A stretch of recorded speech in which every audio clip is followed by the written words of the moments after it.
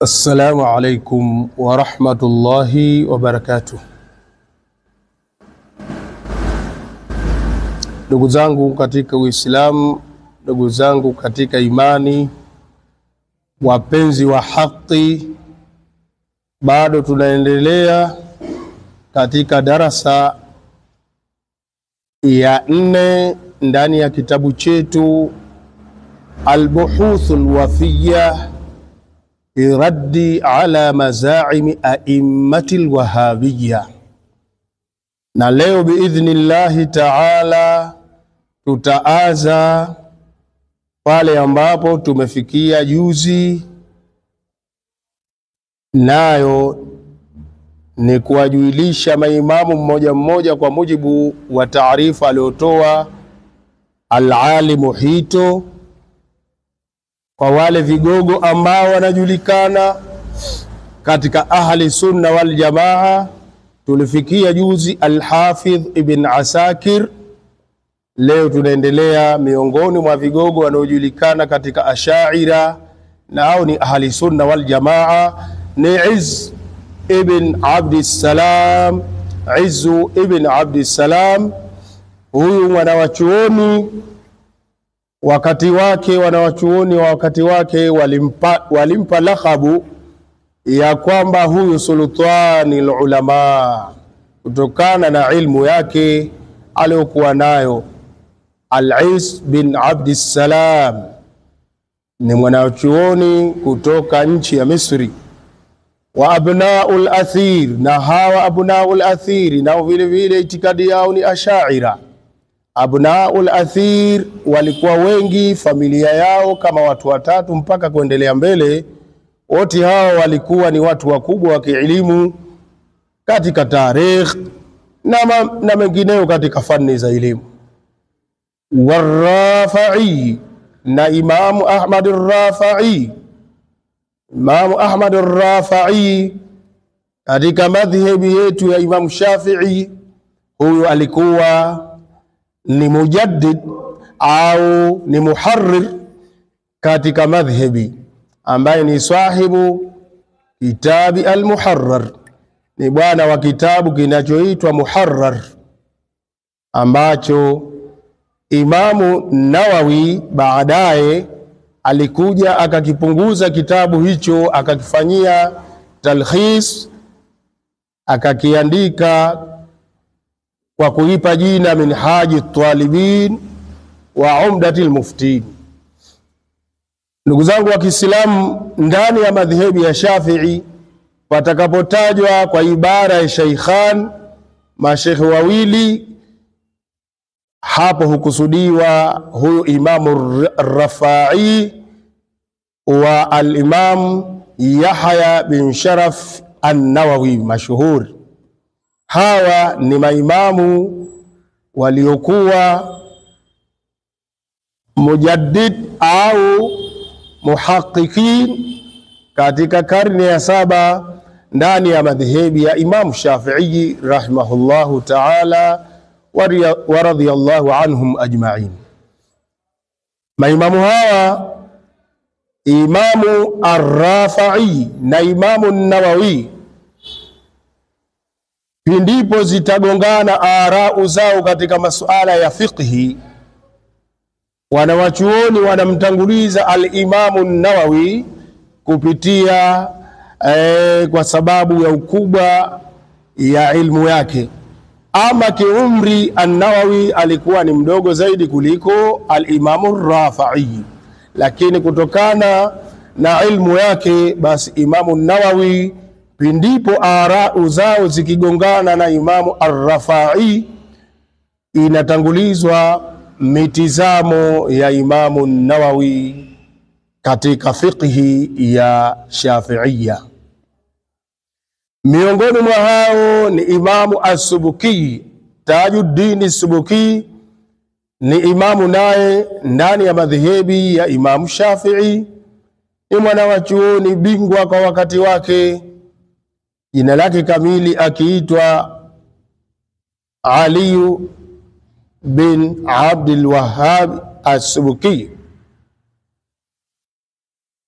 wa auladihi, na watoto wake Ali bin Abdul Kafi as-Subki, sio bin Abdul Wahhab, bin Abdul Kafi as-Subki, wa auladihi, na wanawe, mpaka wanawe alikuwa nao huyu walifikia daraja kubwa ya kielimu. Miongoni mwa hao ni yule Abdul Wahhab bin Ali as-Subki. Kwa maana hiyo baadhi ya vitabu waweza ukakuta ukasikia as-Subki al-Kabir wa Subki as-Saghir, Subki mkubwa na Subki mdogo. Akikusudiwa mkubwa ndi huyu baba mtu Ali bin Abdul al-Kafi as-Subki, na mdogo ni huyo Abdul Wahhab bin Ali ni as-Subki, kwa jina ya lakhab. Wa mwanzo huitwa Taqiyuddin as-Subki, huyo wa pili akiitwa Tajuddin as-Subki. Wote hawa kiitikadi walikuwa ni Ash'ira. Wal-Mazni, na al-Imam Mazni, wal-Iraqi, na Imam Iraqi, hawa wote walikuwa ni vigogo wa Ash'ira. Iraqi huwa Abdurrahman bin Abdurrahim al-mashhuri bil Hafidh al-Iraqi, ambaye huyu alikuwa ni mwalimu wa al-Imam Ibn Hajar al-Asqalani. Vile vile walioifuata madhehebu ya Ash'ira wa Ibn Hajar al-Asqalani wal-Haytami, na hawa Ibn Hajar wawili al-Asqalani, Ibn Hajar al-Asqalani al-Misri. Ibn Hajar huwa Asqalani sahibu al-hadith, mtu wa hadith, mutabahiru fi ulum al-hadith, hatta laqabuhu bi amiril mu'minin fi al-hadith, mpaka wanawachuoni wakampiga jina la kifumbo au jina la kumtukuza kwamba huyu alikuwa ni kiongozi wa Waislamu katika hadith. Sahibu Fathul Bar, bwana aliotunga kitabu kitabu kiitwacho Fathul Bari, sharh ya Sahih al-Bukhari, ambayo ni mashuhuri baina ulama al-hadith. Na mwingine al-Imam Ibn Hajar al-Haytami, na yeye pia huyu ni mwana hadithi, wakati huo ni faqihu, ni mwana wa chuoni ndani ya madhehebu ya Kishafi'i katika karne ya 10. Arau zake naye zinazingatiwa zaidi kuliko arau za maimamu wengine katika madhehebi. Al-Imam Ibn Hajar al-Haytami vile vile naye Misri, lakini mwisho wake huyu jamaa akahamia Makka, kwa hiyo unaweza ukasikia al-Hijazi wa hakadha. Wa al-Imam Jalaluddin Suyuti, na Imamu Jalaluddin Suyuti ambaye ni alimu mutabahiru fil funun, ni alimu ambaye ameenda sana katika fani nyingi kabisa za elimu, ikiwemo tafsiri, hadithi, balagha, nahau. Ni mutabahiru katika fununi nyingi kabisa.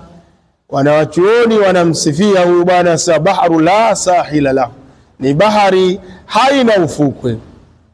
Alifikia katika musannafati zake huyu bwana mpaka kufikia vitabu 500 kati ya vile mujalladati, kati ya vitabu vikubwa vikubwa na vile ambavyo vidogo vidogo. Pia naye itikadi yake ni Ash'ira. Wama la yuhsihi al-addu, na wale ambao hawawezi kudhibitiwa ni idadi. Yani ikiwa tutataka tuhisabu mmoja mmoja, basi kazi itakuwa kubwa. Mimma, katika watu ambao tankathi'u bidhikrihil anfas, ukatika kwa kuwataja hao zile pumzi pia humalizika kutokana na wingi wao. Wayadhiku, na zitakuwa nyembamba baadahu alqirtas, baada ya hao kuwataja karatasi pia zitakuwa chache, bimaana ni wengi kabisa. Wote madhehebi yao hao walikuwa ni Ash'ira au Maturidiyya. Fa in kana kullu haulai, basi ikiwa wote hawa, mimman dhakarna, baadhi yao katika hao kidogo tu tuliowataja, wa adhafan mudhaafatan, na nyongeza zilizo nyongeza nyingi tu, mimman lam nadhkur, katika wale ambao hatujawataja. Hii sehemu tuliyoitaja ni ndogo tu ukizingatia ile ambayo tumeacha katika vigogo wa maulama katika madhehebu ya ahli sunna wal jamaa. Sasa ikiwa hawa na wale ambao hatujawataja laisu min ahli sunna, si katika ahli sunna, kama yadhi'u alwahabiyya hadhihi alfirya, kama wanavyoeneza wahabia uzuchi huu ya kwamba ahli sunna ni katika mtizamo wao ashaira sio, wala maturidia sio. Ikiwa hawa wote sio ahli sunna, faman hum ahli sunna fi tarikh, basi watu waambie ni nani hao katika ahli sunna katika tarehe ya Uislamu? Kwa mujibu wa vitabu vya tarehe ya Uislamu, nani ahli sunna? Ikiwa ashaira, maturidia, wakiwemo hao vigogo tuliwataja, wanafahamika kiulimwengu ni watu waliokuja juu kabisa kielimu, kama hawa sio ahli sunna, nani ahli sunna? Faman hum ahlu sunna fi tarikh, nani hao ahli sunna katika tarehe? Wa hakadha, kama hivi, tanqalbu alhaqaiqu, ndivyo unageuka ukweli, akhira zamani, mwisho wa zama. Wakati huu tuliokuwa nao, ukweli unageuka, unabakia kuwa ni uongo, na ule uongo unakuwa ndio ukweli. Hivi ndivyo ilivyo katika zama hizi. Wa hakadha tanqalibu alhaqaiqu, na kama hivi ndivyo inabadilika, inageuka ule uhakika, akhira zamani, ule ukweli wa mambo, mwisho wa zama. Kwa maana hiyo basi nini kinatokea? Fayukudhafu alalimu, atasingiziwa, atatupiwa mtu mwenye ilmu, mwenye uelewa wa mambo, biljahli, ujinga. Ndugu zangu, na hii ni silaha moja ambayo wanaitumia wahabia. Wahabia wakiona wanashindwa katika fikra zao za kubabaisha watu, basi wanaitumia fikra ya kuwatupia wanachuoni ujinga na watu wa bid'a. Malengo yao maalum wanakusudia kwa wale wajinga, ili waweze kupuuza bila kusikiliza chochote kupitia wanachuoni wa haki. Hii ni falsafa ya Wahabi ambayo huitumia kwa kuwatupia ujinga na kuwatupia ubid'a wanawachuoni wa haki, lengo kuwadanganya awamu, watu wa kawaida, ili wasisikilize maelezo ya haki yanayoipambanua haki kutokana na batili. Hii ni falsafa na ni moja ya majeshi wanaotumia mawahabi katika jambo kama hili. Kwa hiyo wahabia mara nyingi utawasikia wale ni watu wa bid'a, au msiwasikile khuraf, msiwasikize nani.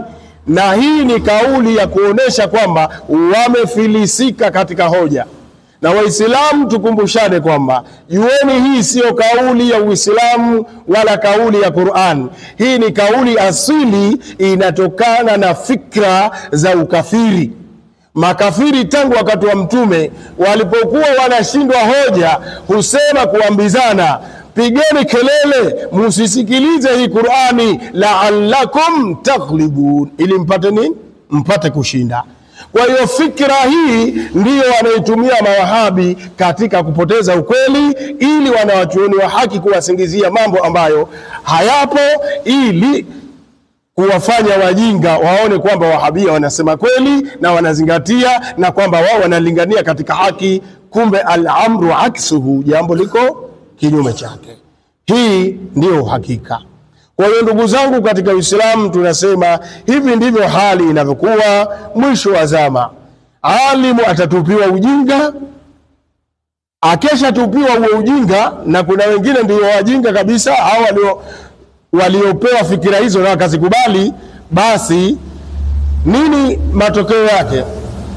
Wayutiraku, ataachwa bila kushughulikiwa kauli zake. kwa sababu ndio kishatupiwa ujinga.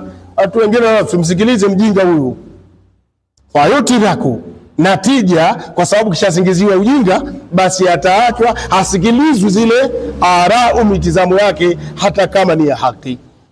Wa yusaful jahil, na hupewa sifa mjinga bil ilmi, ya elimu. Sikilizeni, al-allama Nahrir, huyu allama bwana kaenda kusoma chuo cha wapi na wapi na wapi, makaratasi ya ubabaishaji tu ambayo hana uhakika wowote ndani yake. Miongoni mwa makaratasi hayo ni bid'a kwanza. Tena ajabu, hawa jamaa wanasema kullu bid'atin dhalala au kullu bid'atin dhalala, na makaratasi yenu ya vyeti hiyo ni bid'a kwa mujibu wa kitabu Allahi wa sunna. Hayajatokea wakati wa mtume, ila sisi katika mitizamo yetu tunaweza kukubali kwamba kuna bid'atun hasana. Lakini kwa nyinyi mawahabi ambao hamkubali kuna bid'atun hasana, makaratasi yenu sio ushahidi ya elimu kabisa kabisa, wala hatuwezi kuyazingatia kwamba nyinyi mna makaratasi ati vyeti kwamba sisi tuzingatie eti ndio mna elimu kuja kuwafundisha watu. Hiyo elimu yenu ni ya kuwababaisha watu tu basi. Wa yusaful jahilu bil ilm, na jahil husifiwa kwa elimu. Akesha pamba kwa elimu jahil, basi nini kinatokea? Natija yake fayusalu, watu watakwenda kuuliza, maana ndio shaambiwa huu ni alim bingwa muhaqiq. Fayusalu, atakwenda kuulizwa masuala mbalimbali yanayohusiana na elimu mbalimbali. Lengo liyadhilla, ili yeye mwenyewe apotee, wayudhilla, na awapoteze wengine, kwa sababu ndio kishapewa nafasi ambayo sio ya kwake. Na Mtume Muhammad sallallahu alaihi wasallam anasema, idha usinida al-umuru ila ghairi ahliha fantadhir saa, mambo ikiwa yatategemezwa watapewa sio wenyewe, subiri kiyama kitokee, subiri maharibiko yatokee, subiri balaa ije duniani. Na naam, wakati wetu huu ndiyo hali ilivyo. Watu wa haki wanasifiwa kwamba ni juhalau, wajinga, watu wa bid'a. Wale watu wa bid'a ambao hawajulikani hata kitarehe ya Uislamu ndio wanapewa nafasi ya kielimu. Mtume anasema, idha usinida al-umur ila ghairi ahliha, nini natija? Fantadhiri saa, subiri kiyama. Tayib, kwa maana hiyo basi, watankadhi ura al-islam, itamalizika kishiko au kamba ya Uislamu, urwata urwa, kamba baada ya kamba. Bimaana utamalizika Uislamu gino kwa gino, utamalizika, itakuwa hapana chochote katika Uislamu. Baada ya kupewa mjinga, kupewa nafasi ya elimu, na watu wakenda uliza kwake wakiamini kwamba kana elimu, matokeo yake Uislamu unamalizwa kishiko baada ya kishiko au kamba baada ya kamba, mnakuwa hapana kitu, patupu kabisa. Hakadha, maelezo kama haya fi kitabi al-sunna al-ashaira yapo, yanapatikana kwa mario zaidi ndani ya kitabu al-sunna. Watu wa sunna al-ashaira ndio hao, ashaira ndio al-sunna. Shahadatu ulamaul umma, hii kwa ushahidi wa wanachuoni wa umma wa Kiislamu kwamba tukisema nani ahli sunna tunajua al-ashaira maturidia, hao ndio ahli sunna wal jamaa, kinyume na uenezaji na uvumi wa Wahabi kwamba ashaira maturidia ni min firqati dhala.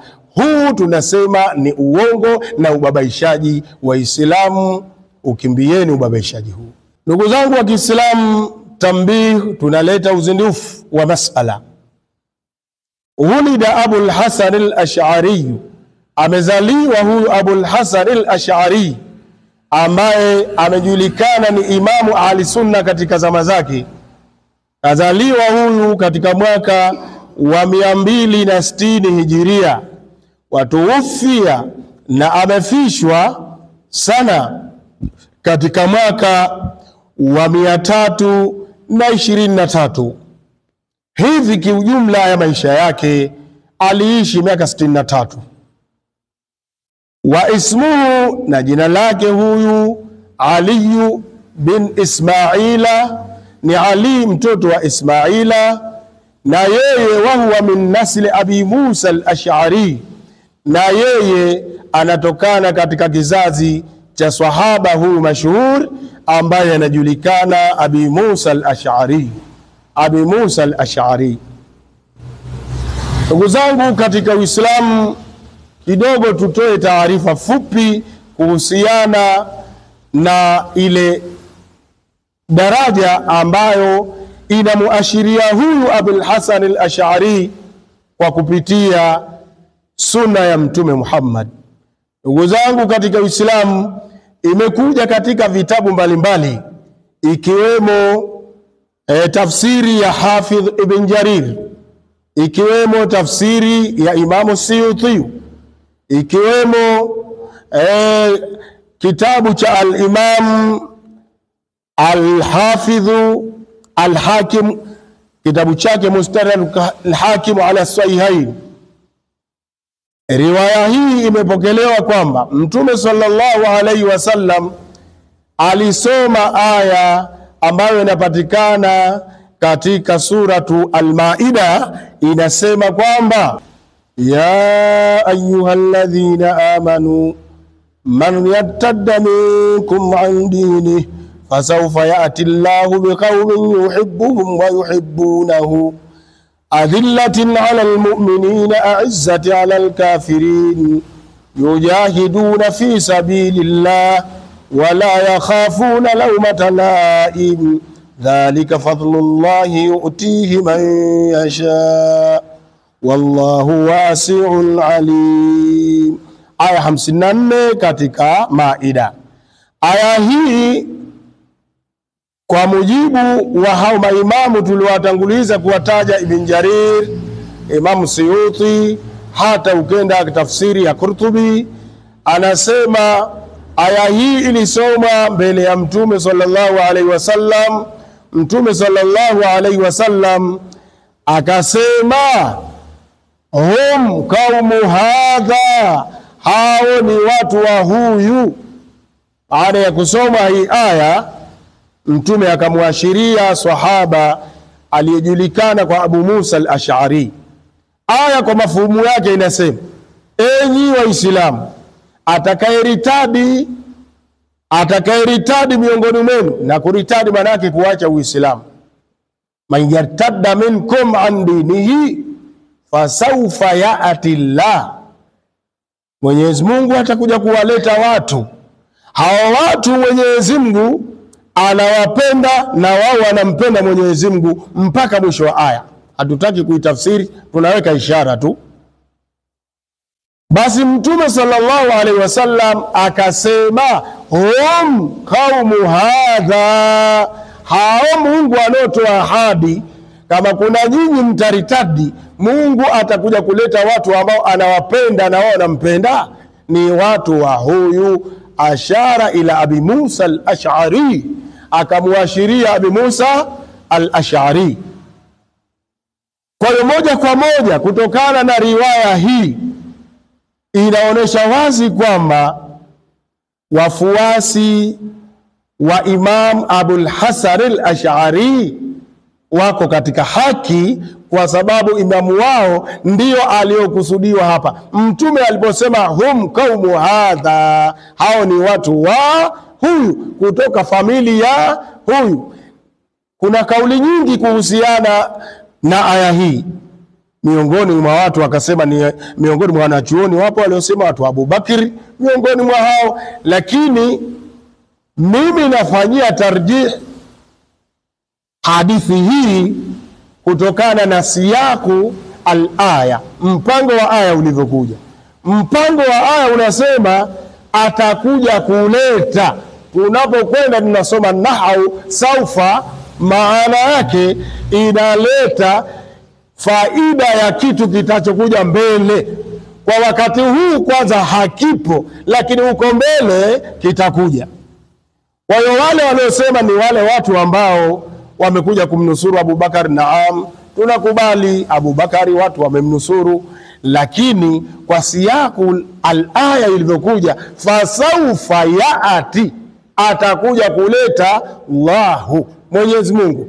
Hii inaonekana muda ujao baadaye. Ina maana wakati ilipoteremka hii aya, au watu bado Mungu hajafanya nini? Hajawaleta. Baadaye ndio wanakuja kuwaleta. Au watu watakuwa na sifa gani? Kwanza Mungu anawapenda na wao wanampenda Mwenyezi Mungu. Watafanya kazi kubwa ya kuipigania dini kwa maneno yao na hoja zao na kwa panga zao, na wala hawatoogopa malawama wenye kulaumu. Ndugu zangu katika Uislamu, tarehe inaonyesha kazi waliofanya Imamu Abul Hasani na wafuasi wake kuhusiana na hoja sahihi za kielimu, na vile vile hata kupambana kwa njia ya upanga na mengineyo. Kwa hiyo moja kwa moja tunasema hadithi hii, ishara hii ya Mtume sallallahu alaihi wasallam inawaashiria Abul Hasani huyu, kwa sababu huyu ni min nasil Abi Musa al-Ash'ari, kupitia kizazi cha Abi Musa al-Ash'ari. Hivi ndugu zangu katika Uislamu, hii ni dalili iliyo wazi kwamba tusibabaishwe. Ashaira wako katika haki kwa mujibu wa kauli ya Mtume Muhammadin sallallahu alaihi wasallam na kwa mujibu wa tafsiri za wana wa chuoni, na hili maulama mbalimbali wanalijua. Hata tukisoma katika vitabu vya Abu Qasim al-Kushairi, hayo tutayakuta, kayafanyia tarjih, na vitabu vingine vingi kabisa. Kwa hiyo huyu ndiye Abi Musa al-Ash'ari. Ama Maturidia, huyu naye ni mwanachuoni ambaye kazaliwa katika kijiji kinaitwa Samrakanda. Kafanya kazi kubwa naye. Na yeye katika asili yake pia anatokana katika asili ya kizazi cha sahaba mashuhur aliyejulikana Abu Ayyub al-Ansari.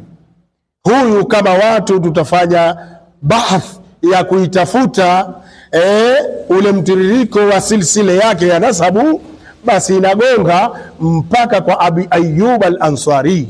Mnamjua nani Abi Ayyub al-Ansari?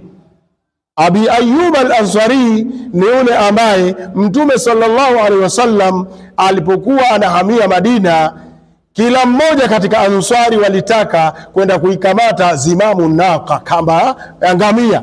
Kila mmoja anamwambia Mtume, teremka petu, njoo kwetu, kaa hapa kwetu. Lakini Mtume sallallahu alaihi wasallam alikuwa anasema, muacheni ngamia kwa sababu fa innaha maamuratun, huyu kapewa amri. Kwa hiyo anakwenda na amri mpaka pale ambapo atapiga goti ngamia, ndiyo sehemu hapo nitakaposhuka. Kwa hiyo watu wakamwachia ngamia, anatembea mpaka ngamia akapiga gote katika sehemu ya mbele ya nyumba inayojulikana ya Abi Ayyub al-Ansari. Pale sehemu akapiga goti ngamia, Mtume akasema, hakadha almanzil, hapa sasa, au hapa ndiyo kambi, au ndiyo pakushuka. Kwa hiyo Abi Ayyub alikuwa kana kijumba chake kwa wakati ule kina gorofa moja juu. Akamkaribisha Mtume, na Mtume mizigo yake ndio akaeka humo. Abi Ayyub alipendelea Mtume awe juu kuliko kuwa gorofa ya chini ile pale, lakini Mtume akamwambia, mimi nakutana na watu wengi, juu itakuwa tatizo kushuka kupanda, bora niache hapa chini. Wa hakadha, huyo ndiye Abi Ayyub al-Ansari, ni sahaba al-jalil, ambaye huyu ndiye anatoa kizazi cha Sheikh Muhammad bin Mahmud al-Maturidi, ambaye ni mfuasi wa madhhabi ya Imamu Abu Hanifa katika fiqhi, lakini kiitikadi ni itikadi ya Ahlusunna wal Jamaa Maturidiyya, sio itikadi za kuokotea. Hivi ndivyo ilivyo. Waislamu, jueni wa ukweli na ufanyeni kazi.